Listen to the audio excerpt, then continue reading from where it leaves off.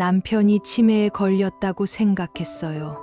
화장실도 못 찾고 제 이름조차 기억 못 하니까요.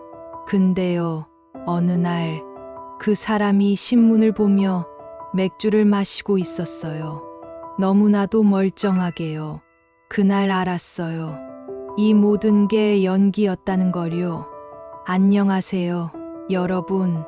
황혼의 비밀 연애입니다. 오늘은 제가 살아오며 누구에게도 말하지 못했던, 정말 죽기 전까지는 말하지 않으려 했던 이야기를 꺼내려 해요. 이 영상을 올리는 이유는 단 하나예요. 여러분은 제발 저처럼 속지 마시라고요. 부디 구독과 좋아요, 알림 설정까지 부탁드립니다. 당신의 황혼이 눈물로 끝나지 않기를 바라는 마음으로 이야기를 시작합니다. 저는 올해로 결혼 35년 차가 된 여자입니다. 젊은 시절엔 모두가 부러워했죠. 안정적인 공무원 남편, 반듯하게 자란 딸 하나, 괜찮은 집, 평범하지만 단란한 삶. 그런데 그 속을 들여다보면 그 평범함을 유지하기 위해 제가 얼마나 많은 걸 포기하고 살아야 했는지 아무도 몰랐어요.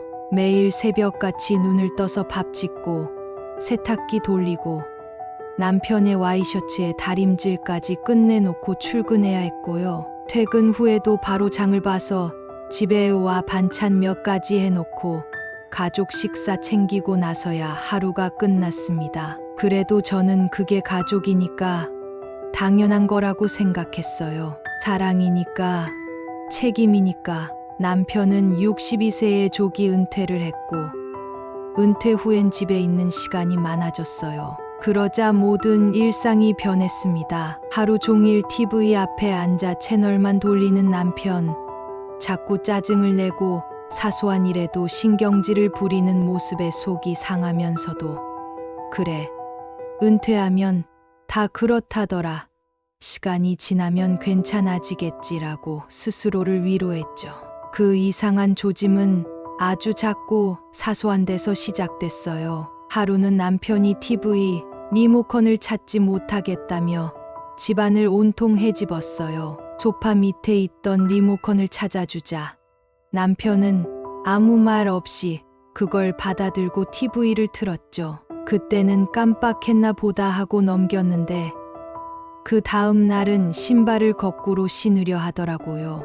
또 그 다음 날은 아침 식사를 하면서 제가 평소처럼 말했죠. 된장찌개 간은 어때? 그런데 남편이 멀뚱히 절 보며 말하더군요. 이거 처음 먹어보는 음식이네. 순간 등골이 오싹했습니다. 남편은 된장찌개에 고등어구이를 누구보다 좋아했어요. 결혼 후 30년을 넘게 먹어온 이 집 밥상에서 단골이던 반찬들이었거든요. 그날부터 남편의 말투, 행동이 조금씩 바뀌기 시작했습니다. 제 이름을 자꾸 틀리게 부르더니 이제 나의 이름을 부르지 않고 이 사람, 거기 같은 표현만 쓰기 시작했어요. 딸 이름은 지연이인데 지영이라거나 아예 다른 이름을 부르기도 했고요. 심지어 딸 사진을 보면서 이 여자 누구야? 라고 묻기까지 했습니다.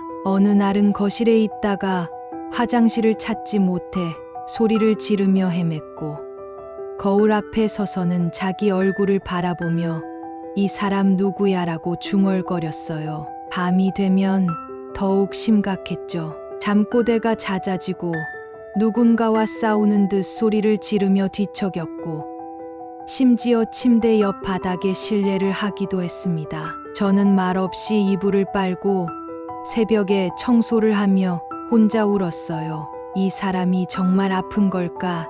아니면 일시적인 증상일까? 그래서 결국 병원에 데려갔습니다. MRI, CT, 인지기능 검사, 혈액 검사까지 모든 걸 다 했죠. 의사 선생님은 조심스럽게 말씀하셨습니다. 아직 단정할 수는 없지만 초기 치매 가능성이 있습니다. 몇 달간 경과를 지켜보며 치료 방향을 정하는 게 좋겠습니다. 그 말을 듣는 순간 제 세상이 무너졌어요. 이제 이 사람을 내가 완전히 책임져야 하는구나. 가슴이 조여오고 숨이 막히는 것 같았어요. 남편은 병원에 다녀온 이후부터 더 심한 증상을 보이기 시작했어요. 밥을 먹다가 갑자기 숟가락을 놓고 이걸 어떻게 쓰는 거지라고 묻거나 전화벨이 울려도 어떻게 받아야 하는지 몰라 허둥대기도 했습니다. 심지어 어느 날은 자신이 다니던 회사 이름조차 기억하지 못하고 저에게 나 지금 어디야? 라고 묻더군요. 저는 퇴근 후 그를 씻기고 손톱을 깎아주고 식사를 떠먹여주기도 했어요. 집 안 구석구석에 손잡이와 메모지를 붙여야 했습니다. 여긴 화장실입니다. 당신의 이름은 응응응입니다. 같은 안내문들을 붙여두고 그걸 매일 확인시켜줘야 했죠. 하지만 이상했어요. 제가 집에 없을 때 뭔가 달랐어요. 기저귀가 전혀 사용되지 않았고 냉장고에 있던 맥주가 하나씩 사라져 있었고 TV는 늘 스포츠 채널에 멈춰 있었어요. 거의 본능적으로 느꼈습니다. 이건 뭔가가 이상하다. 그러던 어느 날 딸이 예고 없이 집에 왔어요. 그리고 말했죠. 엄마, 아빠 혼자 있을 땐 너무 멀쩡하던데. 그날 저는 결심했어요.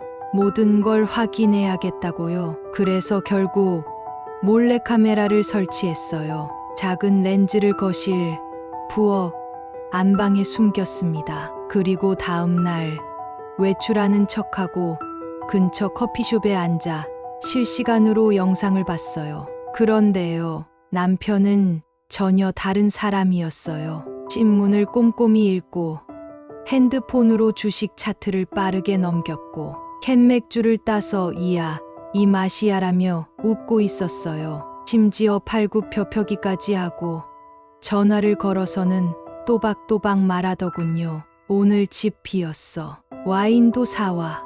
예전 그걸로. 그 순간 핸드폰을 바닥에 떨어뜨렸어요. 손이 떨리고 숨이 막히고 눈물이 솟구쳤어요. 이건 병이 아니었어요. 연기였어요. 철저하고 악의적인 연기. 저는 아무 말 없이 집으로 돌아갔어요. 평소처럼 저녁을 차려줬고 남편은 젓가락을 일부러 떨어뜨리며 멍한 눈빛을 흘겼어요. 하지만 그날은 알겠더라고요. 그 눈빛. 가면 뒤에 눈빛이라는 걸요. 며칠 후 저는 조용히 물었어요. 당신 연기하는 거지? 남편은 한참 젓가락을 멈춘 채 있다가 고개를 들어 웃으며 말했어요. 들켰네. 그래. 연기였어. 그리고 덧붙였어요. 너무 외로웠어. 내가 날 점점 무시하니까, 내가 아프니까 넌 따뜻해지더라. 그게 좋아서 그냥 계속 그렇게 살고 싶었어.